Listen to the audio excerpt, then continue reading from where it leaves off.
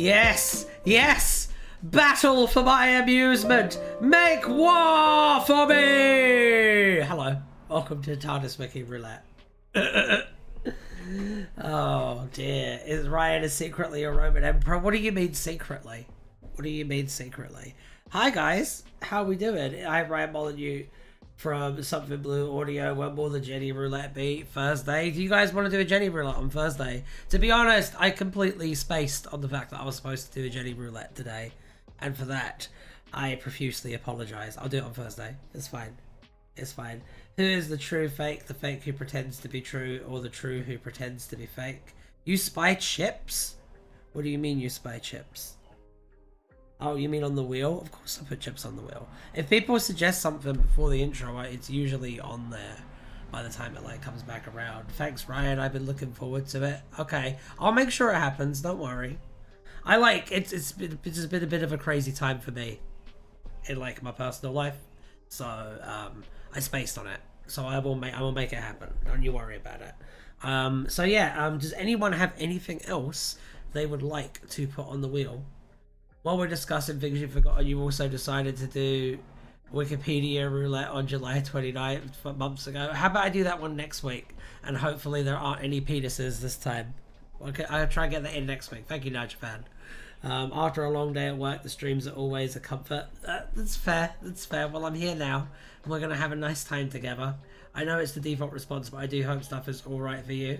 Or will become alright. Things will become alright, yes. Thank you for your concern, though. I appreciate it. I feel like my chin is naked right now because I shaved the big front part of my beard. I shaved my whole beard because I want to regrow it out. And you can't grow a beard on top of another beard. It's just a whole mess. And I feel naked now without it. Is it going to be a nice time? It is going to be a nice time. Hopefully it's going to be a nice time. Unit HQ, Darkness Falling, 24, the TV series, and Bullring. I'm sure Jab Jab knows what pages to remove. I'm sure they do. I'm sure they do. Let's see.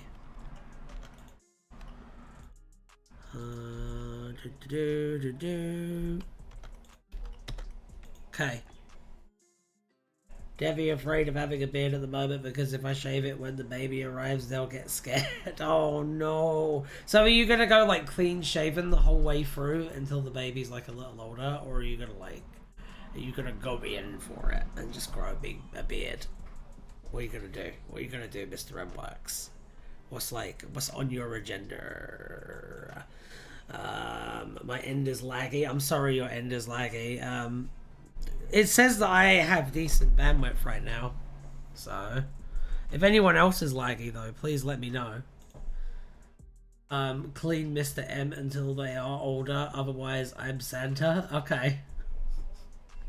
I got you. Alright, let's do our first wheel spin, why don't we? I think we've waited long enough. Yeah, baby.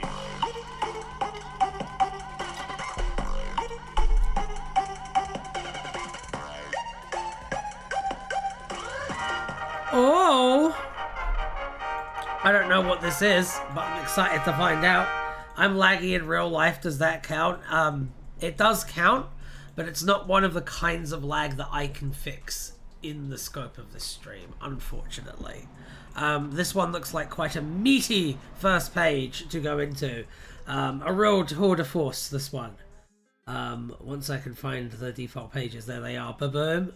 Boom. Why is Right From Scratch up on there as well? Haha! Juniora999 was listed under Roblox video moderation for Wonder Chase. I don't know what this means.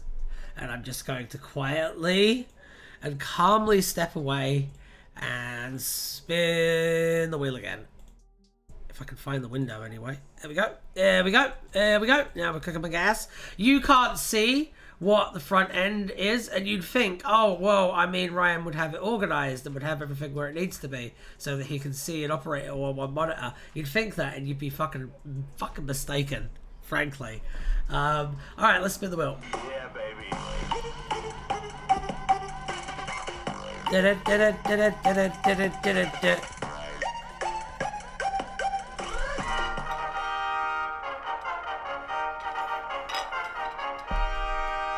Alan, I feel like you're trying to tell me something, and I'm not sure what it is. I have a feeling that the word fuck does not have a wiki page, but then the wiki page... Oh my god, yes! Yes! Ryan, will your stream be demonetized now? No. No. Would you like to know how that works, Cookie Boy? Because I'd be happy to explain it to you real quick. So you're allowed to swear on YouTube as long as you don't swear in the first 8 seconds. Beyond that, it's a little bit tricky. But as long as you don't do it in the first 8 seconds, you're like good, basically. That's the general workaround that YouTubers have like agreed upon. Now there's a lot of YouTubers who would prefer just not to do it at all. But I mean, that's down to personal fucking preference, you know what I mean? That's the margin. I knew it was early. Yeah, it's super early. And that's one of the reasons why, like, I have the intro going at the beginning, is just to make sure that doesn't happen. Alright. Now I'm going to read the Tardis Wiki article for fuck. Let me just get it up real quick. Hello, Ego Sum Nemo. I've not seen you around before. Are you a new person? Hello, welcome to Tardis Wiki Roulette. There's an actual page? Of course there's an actual page. Of course there's an actual page. So, fuck was a profane word sometimes used as a synonym for sex. If you're too public later on, they might ding you. But largely, it's just prolific later on, they might ding you, but largely it's just the first bit. Yes, yes, that is very true. And you have to be quite prolific as well. Like, a lot more prolific than I am. And I am quite prolific when it comes to bombs of the F variety. And welcome, Ego Subnemo. Good to have you here. The word was used in the expressions what the fuck and fuck knows, and the terms fucker and fuck buddy. And those are the only 4 times that the word fuck has ever been used in the Doctor Who universe. That's not true. There's like a bunch here. There's like there's a shit ton. Oh my god. Okay. Let's go on a magical journey together, shall we? In a report on 22nd of July 1967, Lieutenant Iago Kirk noted that he was unsure if he'd get anywhere interrogating Dr. Reaper, as he was a typical mad scientist and talked like he was from fucking Cloud Cuckoo Land. That's from Pros, Captain Kirk Double Drabble, Haiku Combo. You're lagging really hard? Oh no, I'm so sorry. Why is everyone lagging today? Yanto once screamed, "Show some fucking mercy," while Lisa was getting attacked by the pterodactyl Mfanwe. Gwen Cooper once shouted, "Fuck you," at Jack Harkness after he taunted her for her affair with the Frogman. The Frogman used the word to call a group of cannibals sick fuckers. He also used fuck knows in response to a question about Eugene Jones. The best character in Torchwood, once in a fit of rage, told Gwen to sit the fuck down. He also used the word when facing a hostile Nostrovite, that's a hard thing to fucking say, in the form of his mother, Brendan Williams. I remember that episode. That episode was fun. Shit, but it was fun. You know what I mean? You know what I mean? He exclaimed fuck when he saw the chainsaw he wielded fail to work. Kind of like that Mortal Kombat movie, the first one, the 90s one. It's not good, but like it's fun and you can enjoy it. Didn't they make a remake to that where they like basically put in an OC? You're watching Oppenheimer right now. You're watching Oppenheimer and you're doing this. That sounds like an absolute like head fuck. How could you manage that? How could you do that? How could you handle that kind of tonal whiplash? I don't get it. I don't understand it. I don't know if I want to understand it either. Caitlin Russell once told Reese that he could fuck right off on not believing claims of alien involvement. Now you're on a break, Ryanheimer. In one of Panda's fake realities, he was a chef on the show. What the fuck do you call that? He also repeatedly said fuck, fucking, and many other variations and combinations. Which book is this? Oh. Well then that's fine. Bernie Summerfield thought maybe time travel fucks with your mind. Roberta once said fuck off to a cat food monster. Samina thought that Roberta would have put how far you can twist the patterns of life down to accumulated karma, just another way in which the fates conspire to fuck you up. Lombardo once said those fucks at KGB won't say much, but they did confirm that a classified number of passengers got greased on the outbound Central Line platforms in response to Dogface asking, what about the real world? Lombarda also said, Christ in a bucket, the fucking VSOC, like we don't have enough troubles. Old Sam at one point said the soldiers didn't put fucking spines on their armor. Jesus Christ. I'm glad you're having a nice break. Good. Get back to watching Peak. We need more Kino about physicists.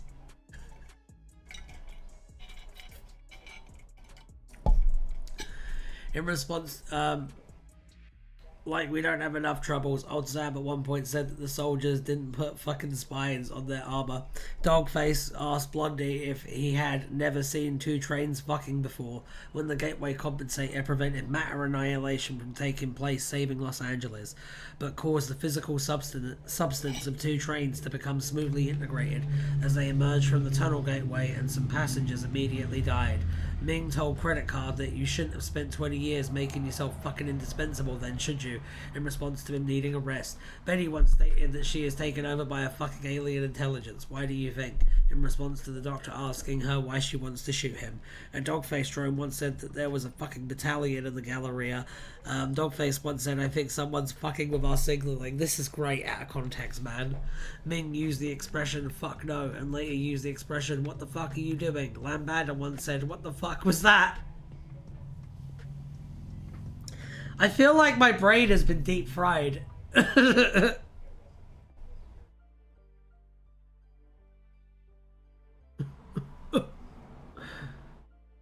Ryan, I hope you're having a fucking fun time on this stream. I am having a fucking fun time, but that was an endurance test, and I'm glad that the next bit is going to be considerably easier to get through.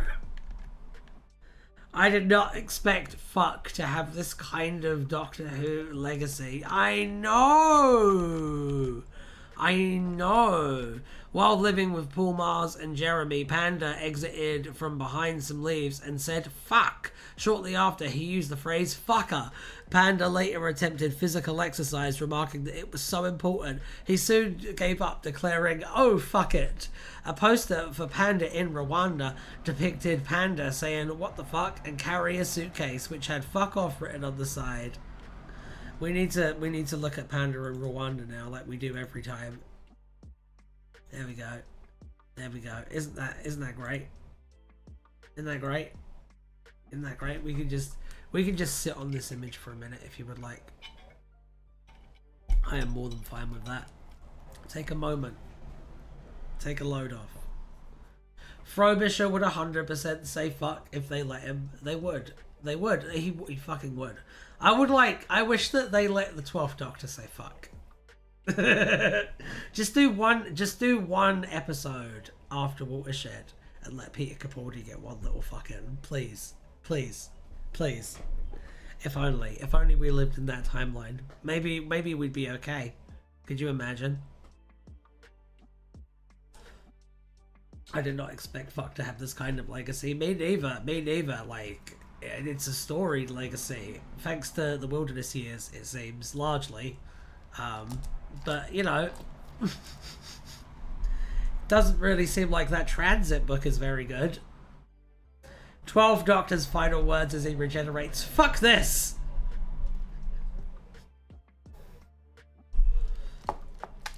I do think that I might get demonetized now, because that was a lot of fucks in a very short amount of time, and I'm not making it any fucking better for myself by fucking continuing.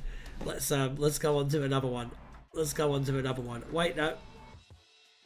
Oh my god, there's a little bit about it in here. I love that he gets an honorable mention. Oh my god. Yay. This pleases me immensely. Before his casting as the 12th Doctor, Peter Capaldi was well known for portraying the character Malcolm Tucker in The Thick of It, who commonly used the word. This has led to some fans joking that the Doctor would say fuck at some point in the series. Tardis Wiki, man. TARDIS Wiki never fucking misses, I'm telling you.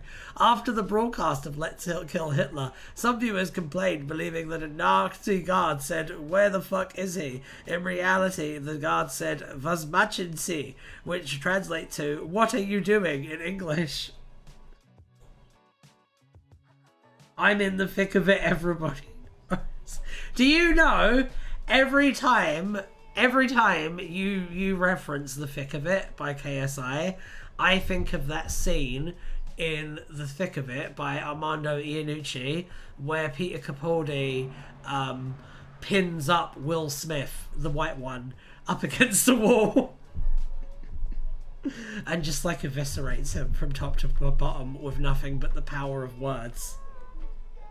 I think about that moment because that moment is when I decided in myself that that was a man who should play Doctor Who.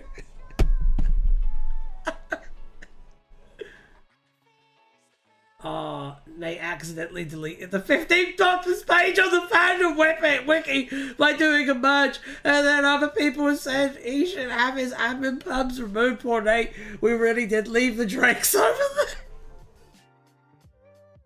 Meanwhile, you have this page, which is like one of the best pages I've ever seen. This is, unironically, the page for fuck on Tardis Wiki is incredible, and it is genuinely like going on a journey through time and space. It's really good stuff. Does anyone actually like Doctor Who Return to Earth? Because I loved it. I don't know what Doctor Who Return to Earth is off the top of my head. I would need to know what it is. Let's look it up together as a family right now. Doctor Who Return to Earth.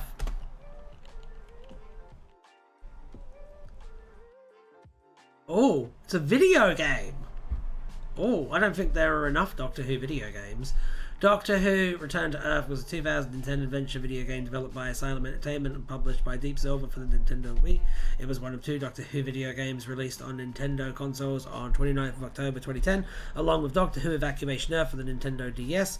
Matt Smith and Karen Gill. Oh, is it one of those like adventure games? I never played those. I never went in with those. They made an honest mistake. It's a funny one. It's other people saying his poems being removed. It's ridiculous. I agree, because that is an honest mistake, and it's honestly quite an easy one to like fix. Yeah, I don't think that they should be like diving in on this person, especially when, from what you've said about this person, based on just like references and osmosis and stuff, it seems like they do a very good job as admin. So I don't know, man. I don't know. Seems a little bit out of orders to me. Yeah, let's do another wheel spin, why don't we? Boop. Hello, Alan. I know you've missed us. Alan, did you miss the people? Yeah, baby. He really did. He really did.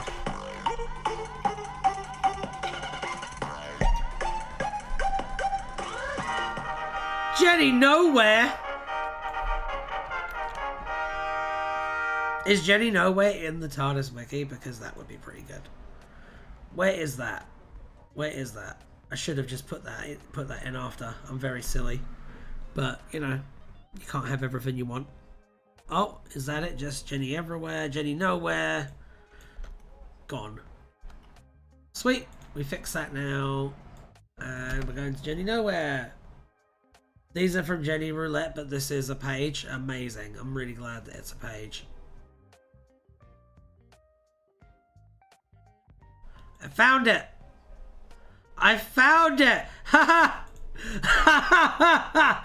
Ho ho ho ho ho ho! Here it is. Jenny Nowhere! Jenny Nowhere was the icy mirror image to Jenny Everywhere. She was among Jenny's coterie of companions. This was once stated by the Bookworm.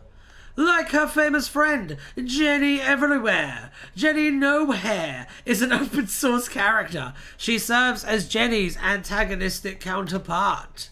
Jenny Nowhere was created by Joe Macari for the comic Damn Fine Hostile Takeover. Coincidentally, the comic's illustrator, Nelson Evergreen, illustrated the comic The Late Shift, Jenny Everywhere's first, albeit unofficial, crossover with Doctor Who. Well, I would like to declare it official right now. I would like to use what power I have as a Doctor Who influencer to declare this canon. I think that's the least I can do for the community. Let's go back to the wheel. I've got a tear in my throat or something. It stings quite a bit. Anyway, let's continue. Yeah, baby.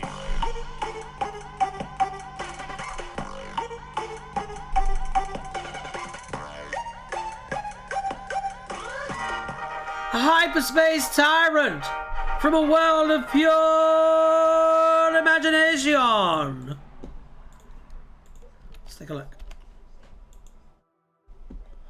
In one dimension, an insane hyperspace tyrant ran his own idea of a whimsical factory tour. Oh, I forgot to put the wiki back on. Boom. Another Jenny adjacent one. It's like, because we didn't do the Jenny one, all the Jenny ones are coming up. It's like Alan is like, here you go. I will satisfy the people because you, God knows Ryan won't do it. Alright, let's do this. In one dimension, an insane hyperspace tyrant ran his own idea of a whimsical factory tour to Jenny Everywhere once blundered into this dimension. She recalled the hyperspace tyrant when going through Willie McDuff's chocolate factory in another universe. This insane hyperspace tyrant was intended to be Dalek Donker, a character featured in the unlicensed Doctor Who / Willie's Chocolate Experience parody video, Pure Extermination. In the video, he was depicted via archival footage of the Gold Dalek in Day of the Daleks.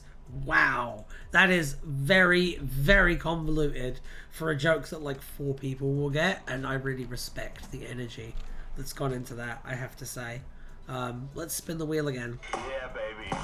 And turn it up a little bit too. You're very quiet, Alan. You feeling shy, Alan? Talk with your chest, Alan!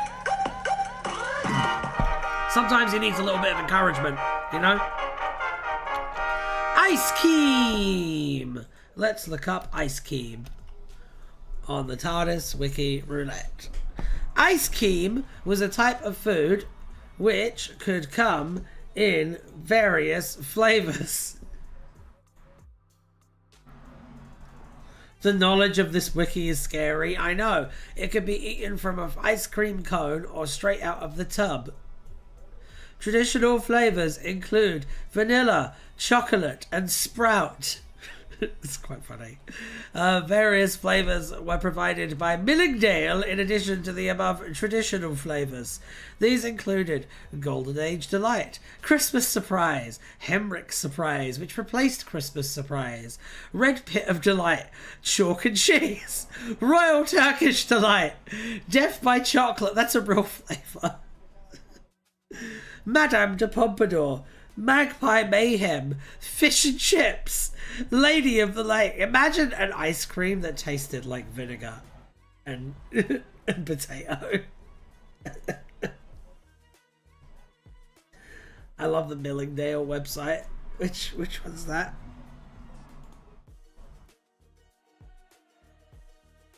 Millingdale ice cream.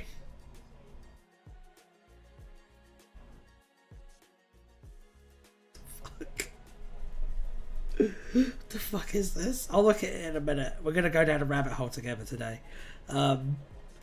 Lady of the Lake, Silver Giant, Welsh Rabbit, Ghost Glaze, and Peas.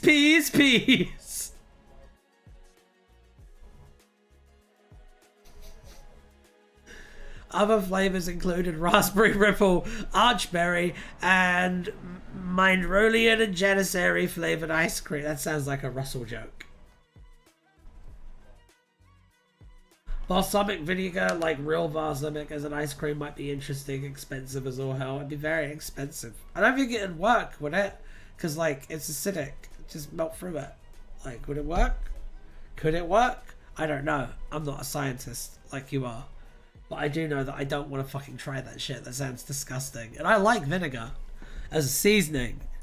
When she was... No, sorry, not a seasoning. What is it? It's a condiment. The word is condiment. Hi, Tom Baker. Oh, yeah, it's Tom Baker here. Hi. When she was a child, Jo Grant's grandfather often brought her ice cream behind the backs of her mother and father. She always used to say, "What's the harm? Life's too short." At the age of 3, Tegan Yavanka did not like ice cream. What a fucking... Even back then, just no fun. Just no fun. I'm not a chemist. I don't know. I've seen people use real balsamic with ice cream and said it works. Okay. The Seventh Doctor, once distracted from telling viewers of the ultimate challenge, he was hosting what the meaning of the universe was by producing an ice cream. But real balsamic is a very specific thing that's not at all like what you get in a shop. Oh. The First Doctor enjoyed chocolate ice cream while going to Bidawee on 1933. Amy Pond's saddest memory was of dropping an ice cream at a fairground in 1994. An older version of Amy in a nightgown changed history and gave her another, telling her to cheer up, making it also her happiest memory. Willingdale was an ice... The implications of that. The implications of that. Imagine having such an easy life that that's your saddest memory. It's just like losing ice cream at a fairground. Like, imagine being Amy Pond, man. Jeez. Alright, Millingdale was an ice cream company which existed in both the Doctor's universe and Pete's world. Rhys Williams had ice cream shortly after leaving the Torchwood hub, where she was patched up by Owen Harper. According to the 10th Doctor, Penhaxico 2 had the most expensive ice cream in the galaxy. Amy Pond is so cool! The 10th Doctor enjoyed a brand of ice cream called Dakan Daz. Donna Noble bought 2 tubs of Minderolan and Janissary flavoured ice cream at the Church of the High Exalted during the interval at the concert of the most beautiful music, and offered the 10th Doctor his. It was bright green and neither felt like finishing theirs. The 11th Doctor gave Amy a raspberry ripple. That sounds dirty.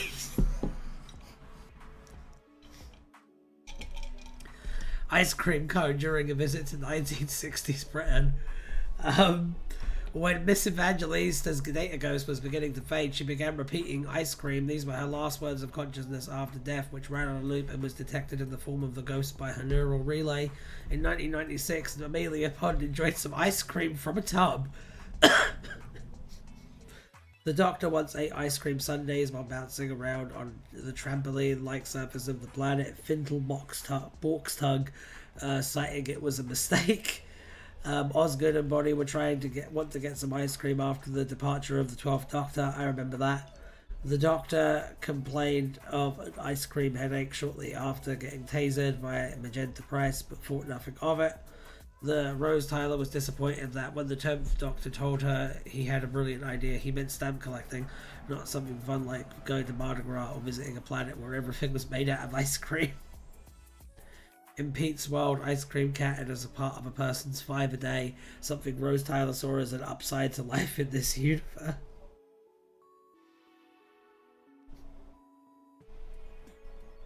That's really funny.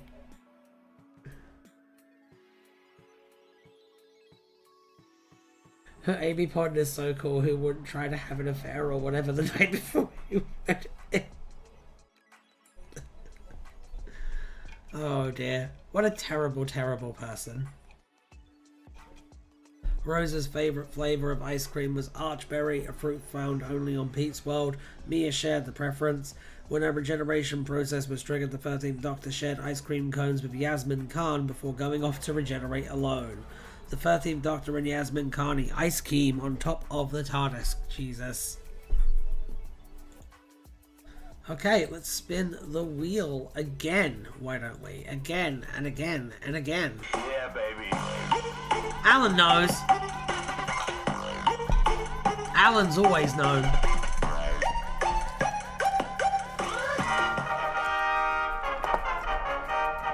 The TV series 24. Okay.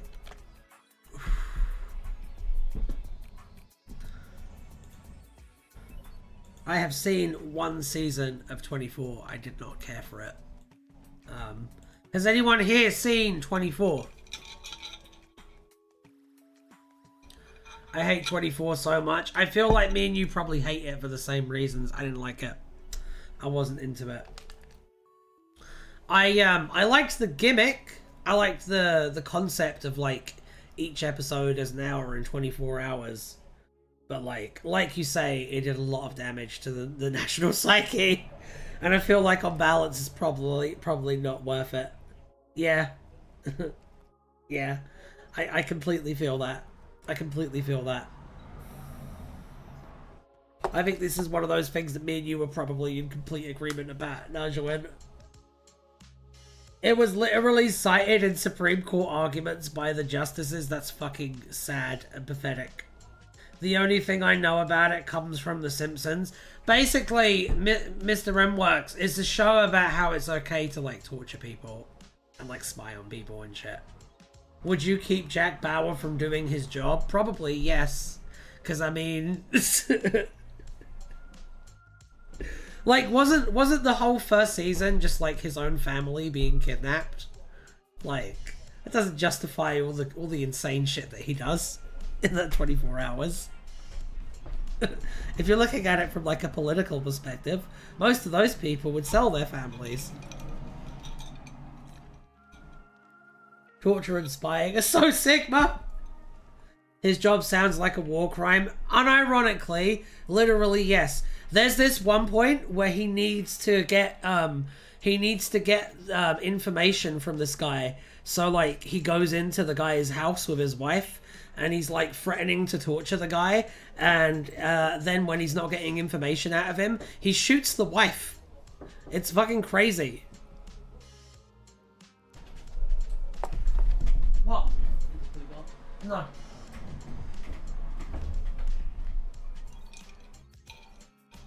I'd do it if I was PM. God damn it, Cookie Boy. This is the hero. This is the hero. This is the main character. Yes. Yes. And it was so influential on American like culture that, like Naja was saying, they ended up talking about it in the Supreme Court and using it as justifications to push forward more terrible shit. It actually inspired Chris Chibnall's first Doctor Who episode 42. I didn't know that. 42 is actually underrated. No, it's not. But if you believe that, then I'm not going to take it from you. The idea is fun. The idea of it like taking place over like that limited time frame is fun. But beyond that, like no. Sorry. Alright, during our first encounter with the Ninth Doctor on 5th of March 2005, Rose Tyler fought the bomb the Doctor used to destroy Hemricks. Looks like something from 24. Oliver Day watched 24 when he lived in Birmingham by 2007. In an interview that K9 Mark II conducted on himself, he replied to the question he asked himself about what he'd been doing these past few years. K9 mentioned that he had guest starred in Sex and the City, West Wing, Buffy, 24, South East Regional News, Terminator 3 and Dogs of War. 42 doesn't even work. There's a gap of some second. Oh, that's the best part. During Oliver Day's final adventure with the Fourth Doctor on Gondovan, hundreds of years after the 21st century, he was possessed by the puppeteer. You know what? I would like to see the concept of 42 done again, but by Stephen Moffat or Jamie Matheson. I think the concept is fun. It's just not entertaining because it's Chris Chibnall. And he doesn't know how to write characters. So, it's very dry. It feels 42 feels very dry and procedural to me. K9 in Sex and the City. You didn't know K9 was in Sex and the City? He was in it for like 7 episodes, man. It wasn't a cameo. He was a love interest. I think it was the ginger one. I can't remember though, off the top of my head. Alright, let's go back to Wheel of Names. Yeah, baby.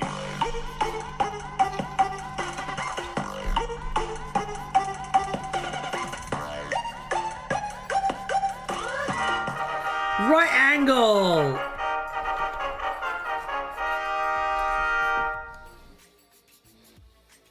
They actually wrote him off because he was too threatening to Mr. Big. I know, the shippers were getting out of control. It was insane. It was insane, man. They had to stop it. They had to stop it. They created a monster that they couldn't control. Was it K9 Yowie or did the Straights get him? The Straights got him first because the Straights had like the Sex and the City money to like throw at him. And I mean, K9 is a working actor. He can't say no to it, can he? I mean, K9 has also done Yowie, obviously. But in this case, sadly, no. A poster in the Jeffrey Vale High School classroom claimed that a right angle was 90 degrees. According to a book owned by Chloe Webber, the meridian lines of the planet Earth are at right angles to the parallels.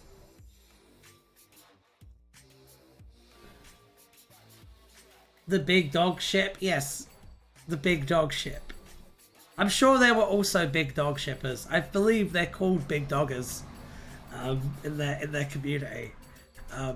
I believe that they probably exist as well. Yeah, baby. Alan agrees, obviously.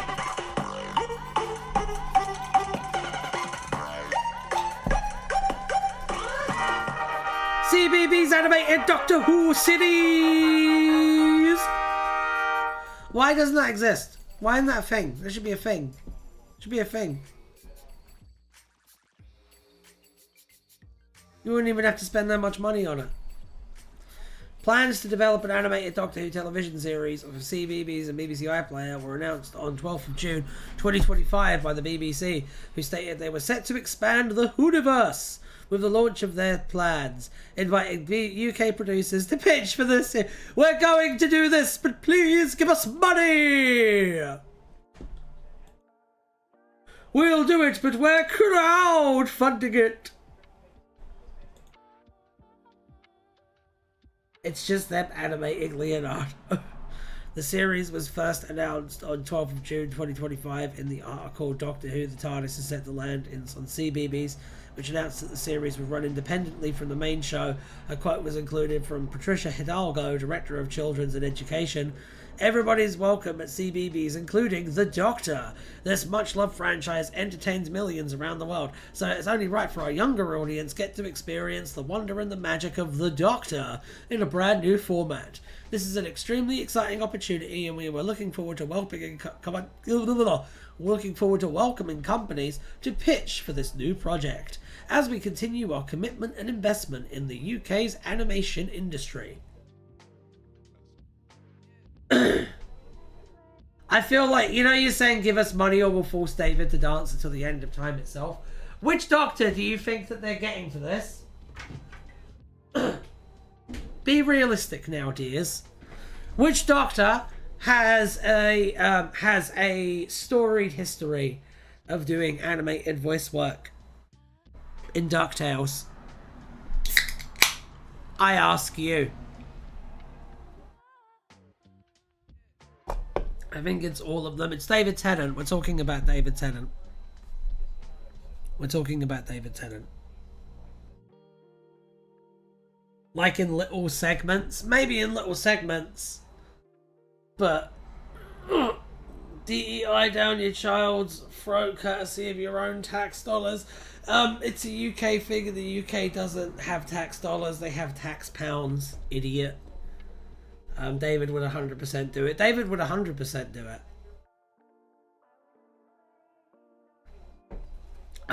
Jodie is very animated. Jodie is very animated. It was described as new preschool animation series in which the Doctor's adventures would come to CBeebies for the first time. It was given a brief synopsis that the Doctor would be travelling through time and space, solving mysteries and problems alongside their companions and other friends, while facing some challenges on the same day. An invitation for production companies to make a pitch to the BBC was released, with a deadline for initial responses of 10th of July 2025. No, everyone has petrodollar.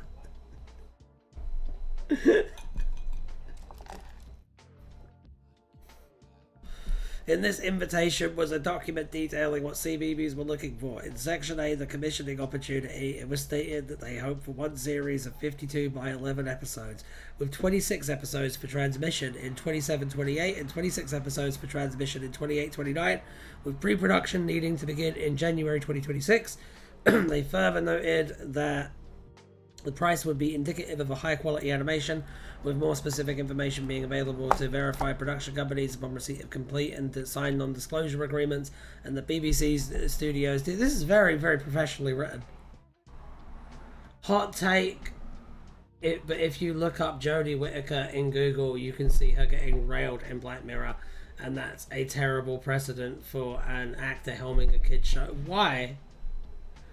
This is a very hot take and a very dumb take. Why does that fucking matter in the slightest, dude?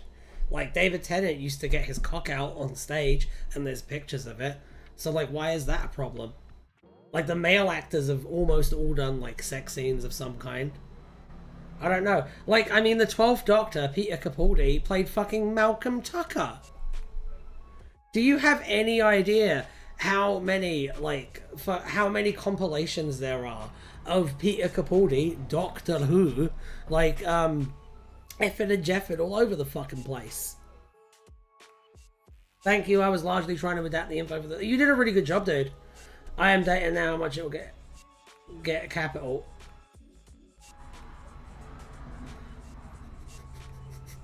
When you say men are different than women, do you actually just mean that you're sexist? Like, why does it matter?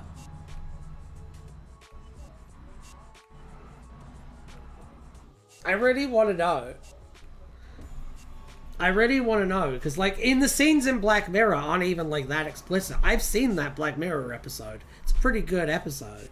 Nothing that crazy happens in it. So I feel like you're really, really, like, clutching at straws there. Because we shouldn't normalize women sleeping around in the minds of children.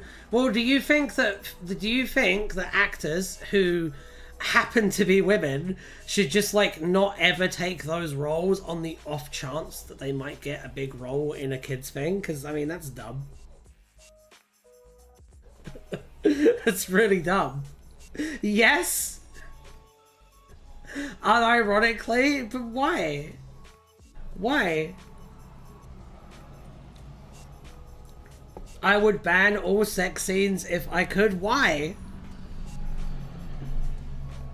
I'm really interested in this. Why?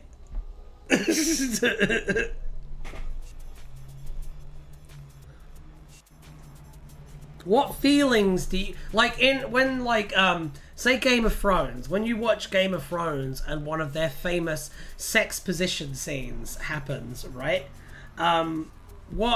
What goes through your mind when that happens? Because the point of that scene is usually to, like, show the exploitation of the women. At least that's in the book. In the show, they, like, literally hire porn stars for those roles. So, I mean, your mileage may vary. But yeah, this is weird. This is... I don't know. I don't agree. I don't agree.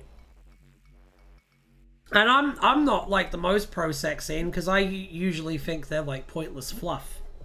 I think that there should be, like, a point to them if they're going to be in a movie. I know there's the old cliche of it has to advance the plot, but, like, unironically, yes. So I'm a little sympathetic to what you're saying, but, like, I want to know where that's coming from. You know what I mean? Because with me, that's like just being nitpicky. You know what I mean? But, like, with you, it seems to be, like, an internal values thing. Pointless fluff was Ian's nickname. Fuck. If you're against all of them, you're necessarily against the male doctors doing them as well. This is really interesting to me. The BBC planned to initially shortlist 5 producers who scored highest against their criteria, and full proposals would be submitted. And I would also like to point out that we've been talking about this animated Doctor Who series that's going to be aimed at 4-year-olds, right? And you were the one who like brought up this discussion about like sex scenes and shit. Like, you were the one who made the conversation, like, about that. You put forward your hot take, which is also pretty interesting, I think. Anyway, let's have a look. Is this literally, like, the eligibility criteria for it? Wow. Oh, damn. Usually the ones pro-banning adult content are the ones who consume adult content. I hold women in to a higher standard. I have been clear about this, Naja. That's just being a misogynist. I don't know what to tell you, dude.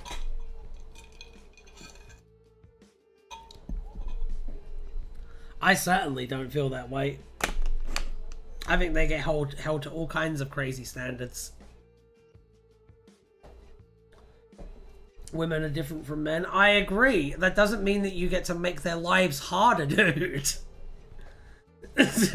Just because men and women are different doesn't mean that you have to create different fucking rules for them. And then, like, what rules do you create for men then, Ian? What rules do men have like that? I'm really curious. Or is this all just directed at women? Like, what standards do you hold yourself to in this worldview? Even if you agree that 2 genders are distinct, that doesn't mean one is held to a higher standard. Exactly. Men crave freedom, women crave stability. That's bullshit. That's bullshit. Where'd you get that from?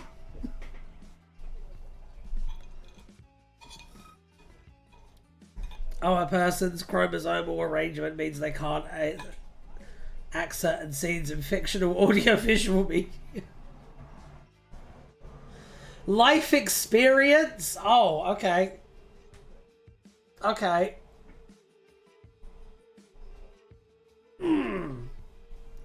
Again, have you spoken to women? Have you had like much... I wonder, have you had much like success with women in your life? Like, when you talk to women face to face, how do they usually respond to you? You know what I'm saying? That's what I'd like to know. Different people aren't identical. They shouldn't be treated differently for it. Main meaning is it has my eyes is who I'm into beyond their full equality. Ian, quick question. What do you think of the manosphere? Ryan, you know the answer to that. I do know the answer to that. I know the answer to a lot of questions that I ask. Still gonna ask them though. Do you like nerdrotic critical drinker, Jordan Peterson? Those are good questions. Those are very good questions. I do like not looking like Nerdrotic's evil twin anymore, I will say. I do like that about the beard trim. Alright, let's spin the wheel again. Let's keep this moving. Yeah, baby.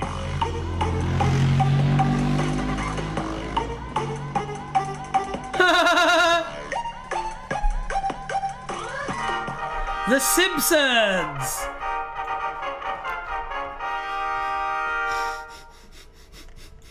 I think it's so funny. I just think it's so funny that while we were talking about this prospective show aimed at babies, you just had to talk about pussy, man. You just had to talk about pussy. You couldn't hold it in. You were sat there like, At least that's what I imagine. No, the drinker don't go far enough for me. Oh! How old are you, Ian? Ian, you're either 21 or you're like 68. Which is it? It's one of those. I'm in the ballpark with one of those. Which is it? 29. Ooh. Oh, okay. I was in the rough ballpark. 21 and 68. I was in the rough ballpark. Oh dear. But yeah, Najawin, you know none of us read. I don't read. My cat doesn't read, and my cat is like smarter than everyone here.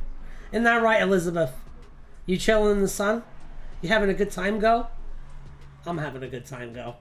Yeah.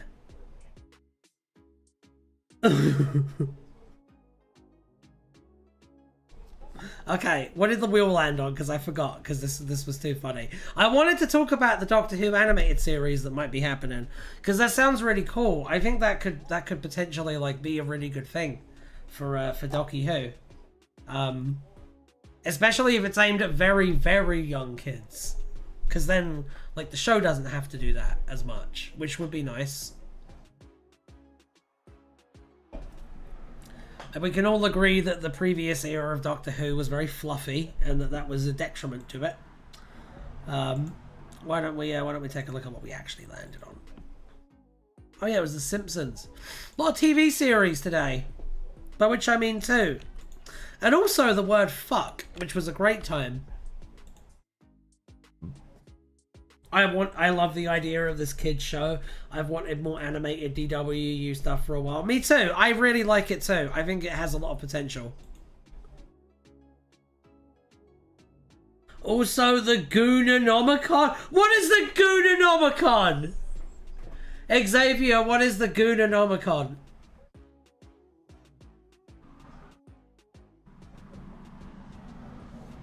What is the Goonanomicon?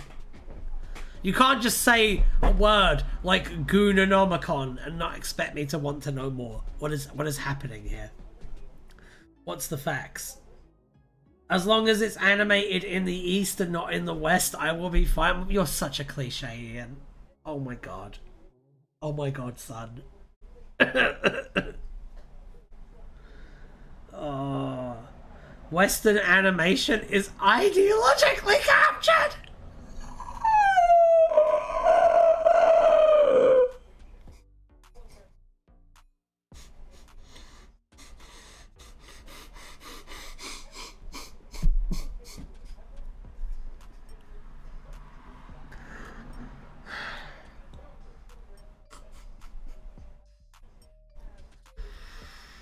Do you mean this? Do you mean the things that you say?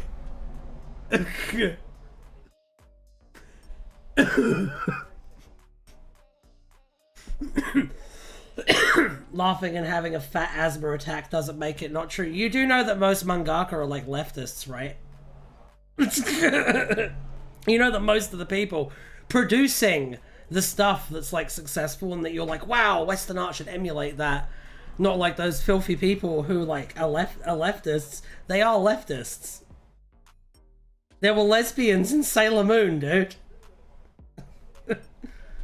Like you don't even have coherence as to what you're talking about. You know what I'm saying? And what's wrong with me having asthma exactly? I would like to know. I've had it since I was born. So what's your issue with me having a disability that I need to manage? Why do you think that pointing that out is some kind of gotcha? Most mangaka live in a homogenous society that is compatible with traditional European values. Ian, have you ever been to Japan? I am curious as to what your issue is with my asthma though. Like genuinely. Like what's your beef with my breathing problems? Because like I can't change that. It's not like I can bootstraps my way out of being disabled. So like what gives there? Just really curious as to what's the criticism you have of my airways' inability to open and close in the open marketplace of ideas. I do think Japan is a weird as fuck culture that is culturally conservative some ways, but it's not compatible with his views. It's not compatible with his views at all.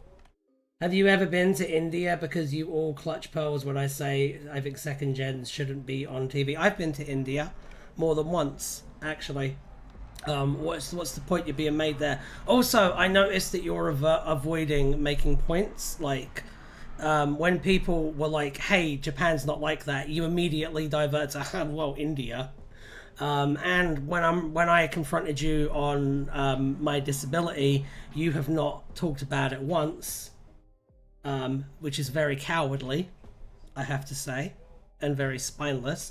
I do appreciate the fact that you've resisted the temptation to say slurs, because you know it's going to get you banned, because that demonstrates a tiny modicum of pattern recognition. Yeah, France, am I right? Yeah, like, you're just yapping now.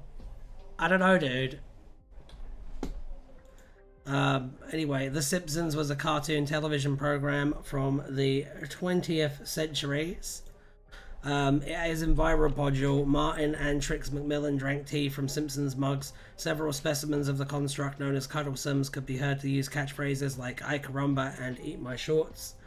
Whilst outside the railway station giving away tickets for the museum, Odd Bob received an insult from one kid saying, "Take a hike, Krusty."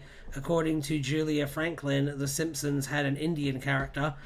Several VHSs were available at a Cardiff video store in the 2000s.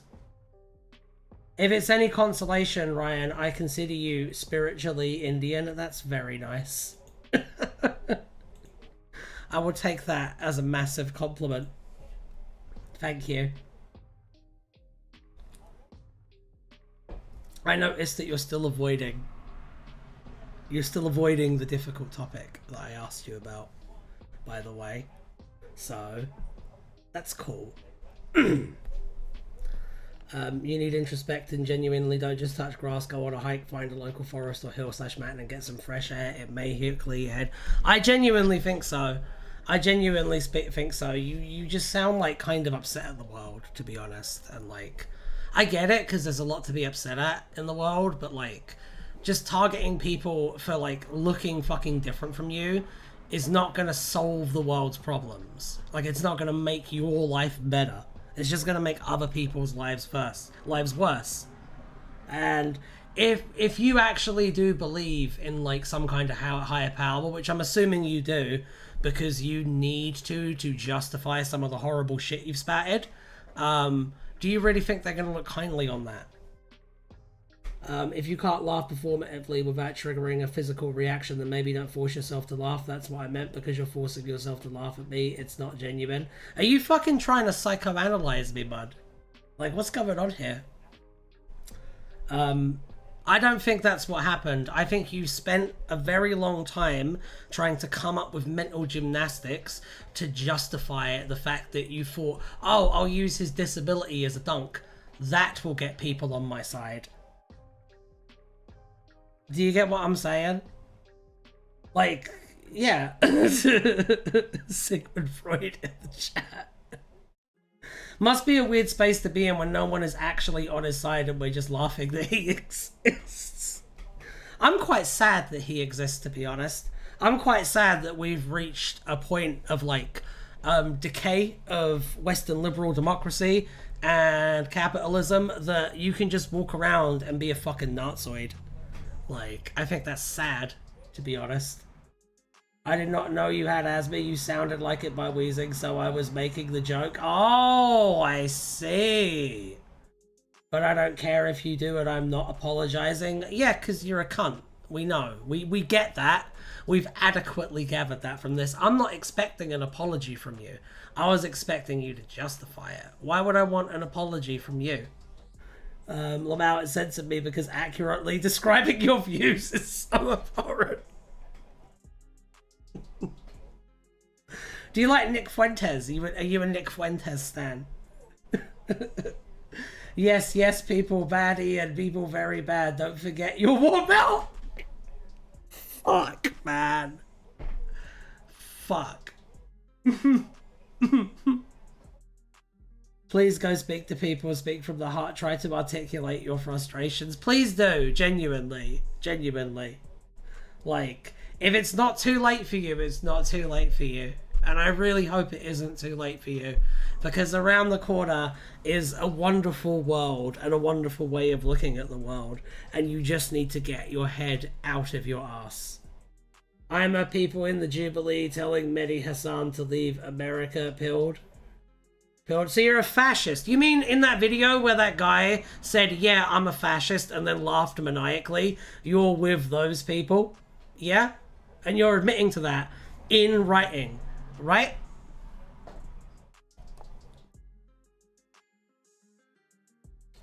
Wisdom has been chasing him, but he's been faster.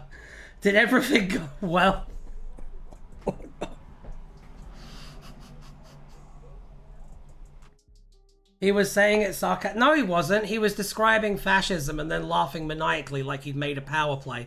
And now you guys are only saying he was being sarcastic because the overwhelming public reception to it has been negative. Because this is what fascists do. They pink and they prick and they prick and they see what they can get away with, and then they try to make a big ideological push, which is what we've seen in the election recently. But guess what? Everyone fucking hates it. Nobody fucking wants it because it's fucking loser energy. It's beta shit. Beta cuck shit, and nobody fucking likes it. That's why you're seeing so many influencers turn on it now.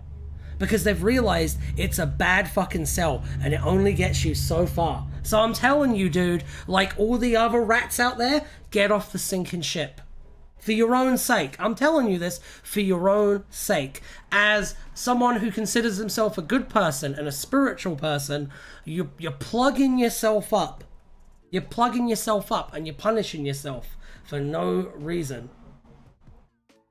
We push the boundaries until the public decides they loved us all along. No, you push the boundaries until the public decides they've had enough, and then a war starts, and then you lose because you lose every single time, and then you get put off on trial, and well, nature takes its course. There's only one endpoint for the way that you view the world. If you look at it through a lens of hatred and violence and death, then hatred and violence and death is all that's going to come your way. And the only person who has the power to stop it is you. So we're all asking you to step back. But you're not going to step back. And I know you're not going to step back because you're a fucking coward. Every single time, why does it always go back to Mustache Man with you people? I was talking about Mussolini, actually, or Franco, or Pinochet. But yes, also, Hitler shot himself like a coward, yes. Yes, you're right. It always ends the same way. And like, the fact that you've openly admitted to it and you've come into this space, like you realize that before, we just thought you were some dumb conservator bro. And that's why even though we were like laughing at you and shit, like we were still treating you with some basic kindness and dignity. Now that we know that you're a fucking Nazoid and you want most of the people in this chat fucking dead, you're not going to get any kindness coming your way because you don't deserve any kindness from us. It's cyclical. Funny that fascism is rising as the last of the survivors are dying of old age. Nobody here wants a guest worker program.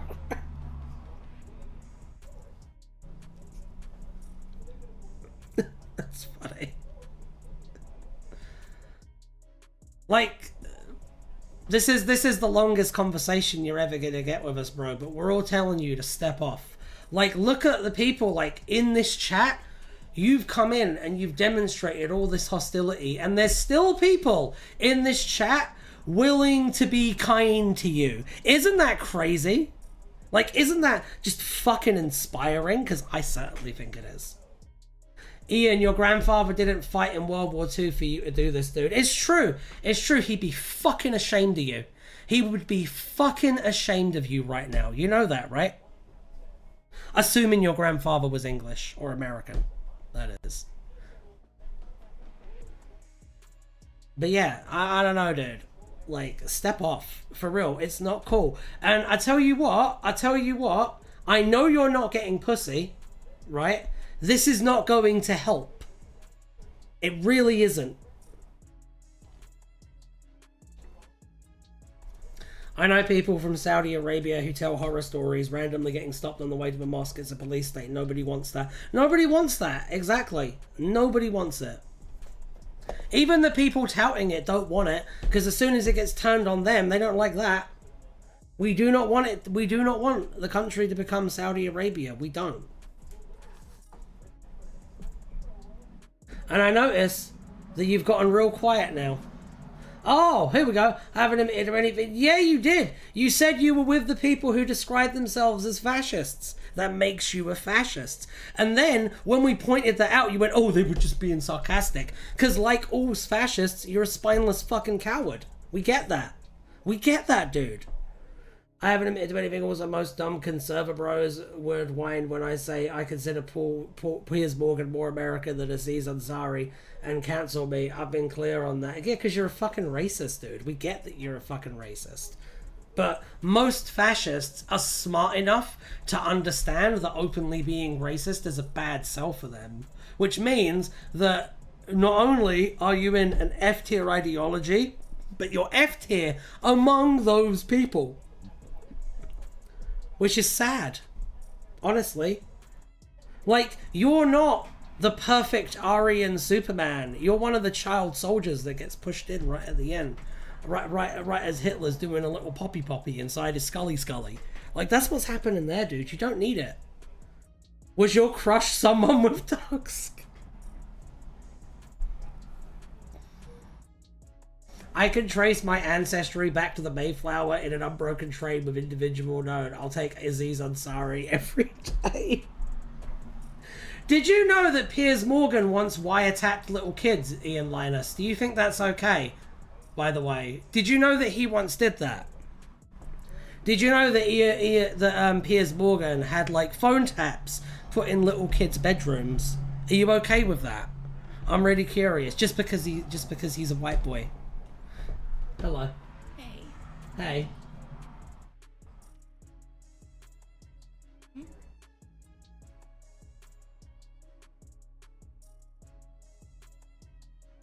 Okay.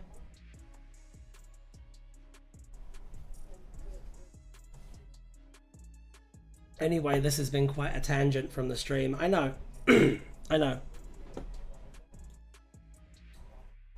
Anyway, let's get back to it.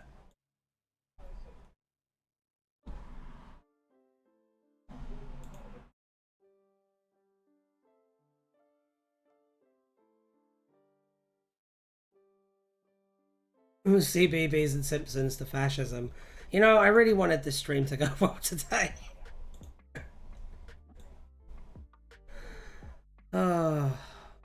Should have just banned him. Should probably still do it. I'm gonna spin the wheel. Yeah, baby.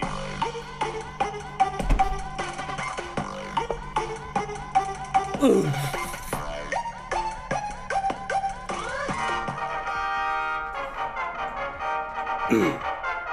Doctor in distress. Let's have a look at that. Let's have a look at that.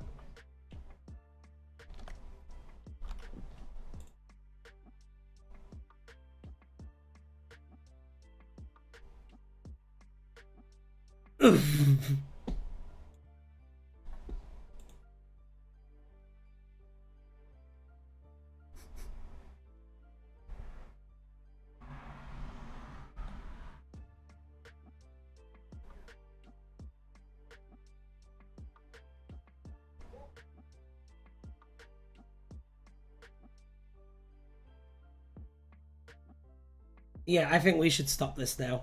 I think this has gone far enough. Bye, Ian. We'll see you another time. We'll see you another time. Oof.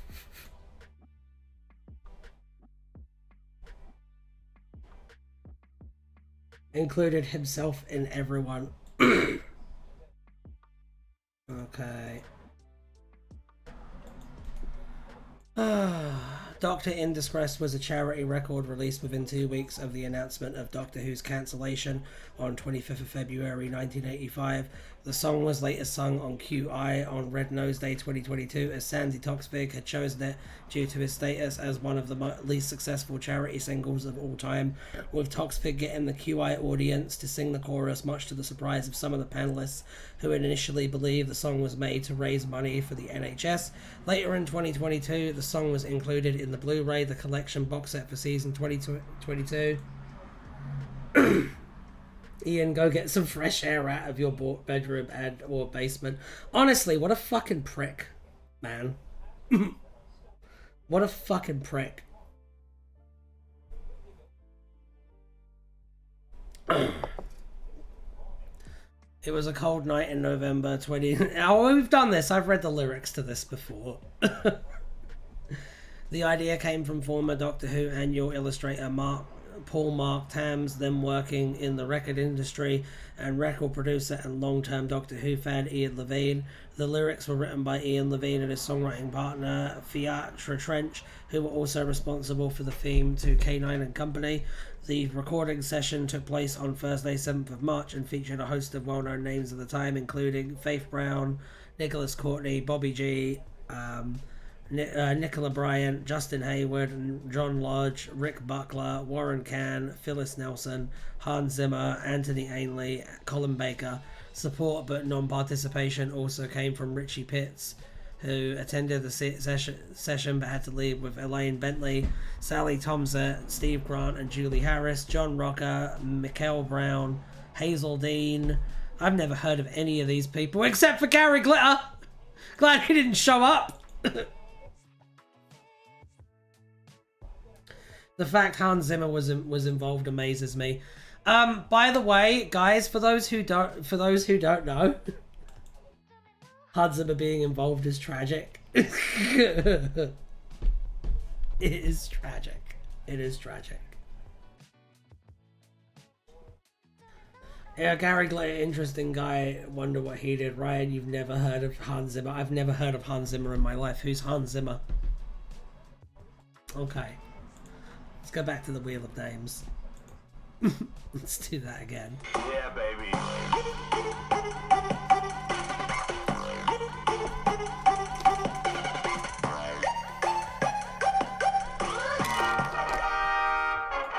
Alright, Peking Panda Parts Company.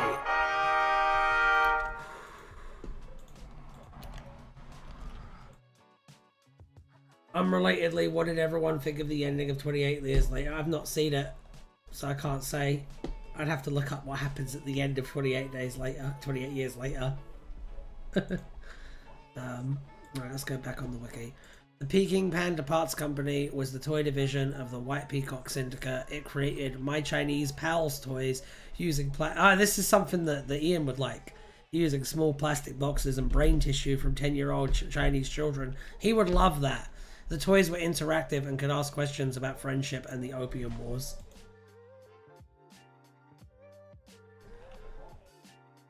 I've not seen it, still waiting for 28 fortnights later. Does anyone else think it was really weird that, like, we were talking about a Doctor Who animated show for little kids and he just felt the need to talk about Jodie Whittaker getting railed? I thought that was really weird. Like, super weird. Then again.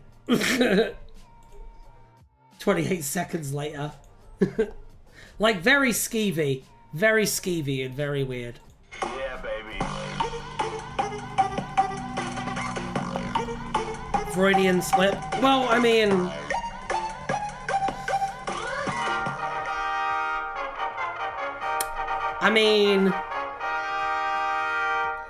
like, he's a fascist, and like 99% of fascists are pedophiles, so it's not a massive leap, is it?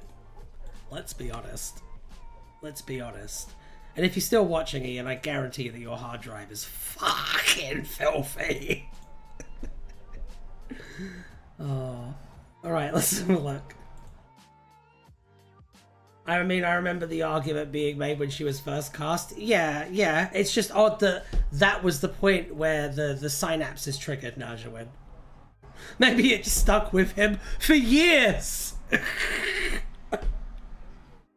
Ryan, what do you think of toothbrushes? I think they're cool, man. Toothbrushes are great. You should replace it every 5 months if you can. A toothbrush was a device used for cleaning teeth. The Minions invented the toothbrush after they rose up against the Time Lords. The second Doctor told Jamie McCrimmon that it was a big step forward when the humans invented the toothbrush. He confessed he shared a cell with William Addis, the accredited inventor of the toothbrush on Earth. The fourth Doctor told Richard Dunbar that he was leaving immediately for Antarctica, telling him that he might as well and that he had his toothbrush. Is this every mention of a toothbrush in Doctor Who? That's so good. Evelyn Smith brought her toothbrush with her on her initial trip in the TARDIS. While pretending to be Time Lords, Charlie said that the 8th Doctor's punishment for changing time was to clean out the TARDIS with a toothbrush. The 10th Doctor lent Martha Jones his toothbrush when she complained as to lacking one. It contained Venetian spearmint within the bristles. Amelia Pond packed a toothbrush in her suitcase when the 11th Doctor invited her to travel with him. When rethinks changed history with the continuity cap, sonic screwdrivers became sonic toothbrushes. The 11th Doctor accidentally picked up an electric toothbrush instead of his sonic screwdriver when he rushed to help Craig Owens. The 11th Doctor later took possession of Albert Einstein's toothbrush. The Daleks exterminated it.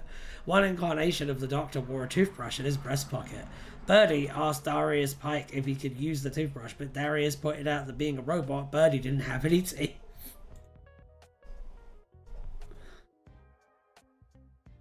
Also, Ryan, look, I'm your greatest fan ever. I already knew that, Cookie Boy. I didn't need to be told that by some algorithm. Let's have a look at the Wheel of Names. One more time. One more spin for good luck, yeah? Yeah, baby. Let's see what it is.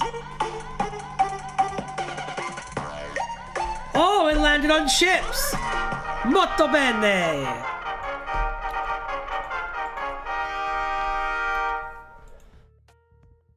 Learn to code something, Blue Audi. Oh dear. Chips, also known as French fries, outside of British No, they're not the same fucking thing! They're not the same fucking thing! That's not a French fry! That's not a fucking French fry! That's not a fucking French fry! That's not a fucking French fry! That is not a fucking French fry! Those are chips. They're different things. Correct that.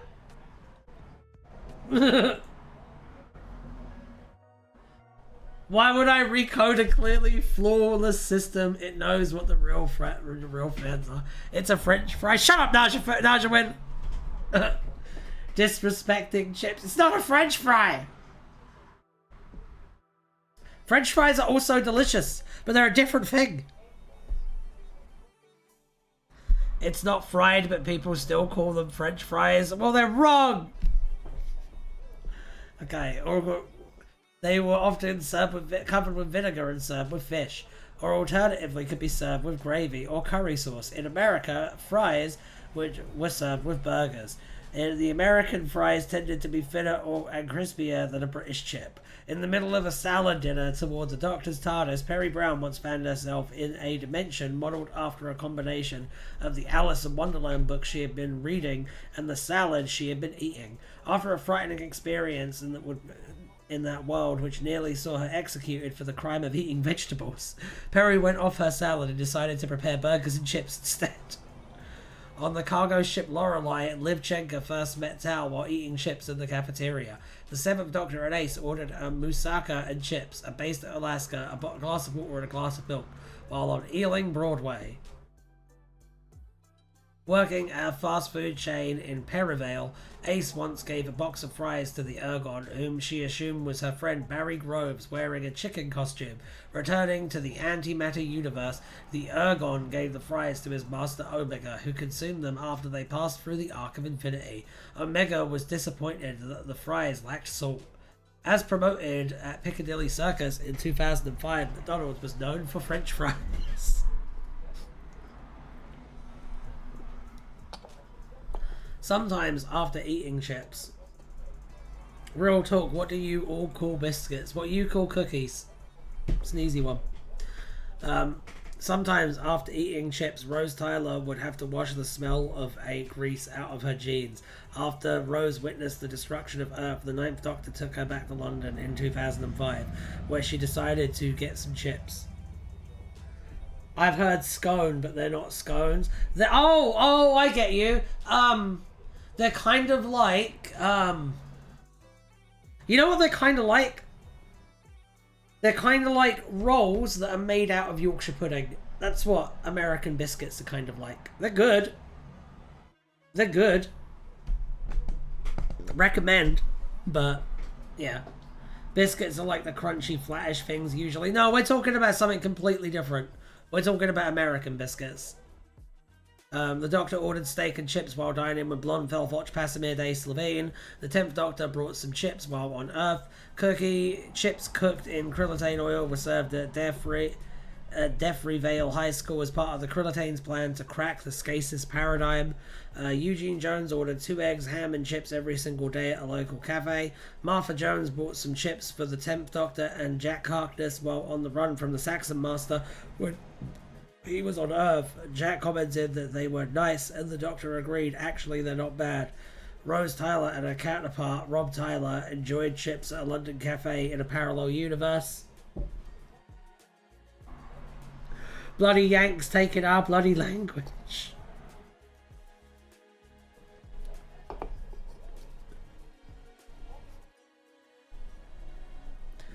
Clyde Langer's cold chip sandwich, which he brought in case of the school dinners rotting, scared Christ Mag Thek Lutevan Day Slovene in his disguise as Tim Jeffrey. This helped Sarah Jane Smith figure out that vinegar was a weakness of the Raxacorica Palpatorians.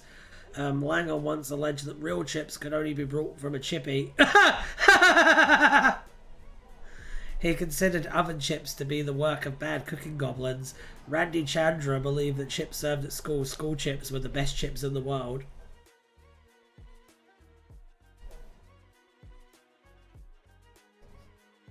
Also, I believe there's some evidence that you were influenced by other European languages, but we were linguistically isolated, so ours is actually more pure. Whilst in Glasgow, the 12th Doctor suggested him and his companion Clara Oswald would grab some chips and coffee. Although Clara declined to have chips, she agreed on coffee.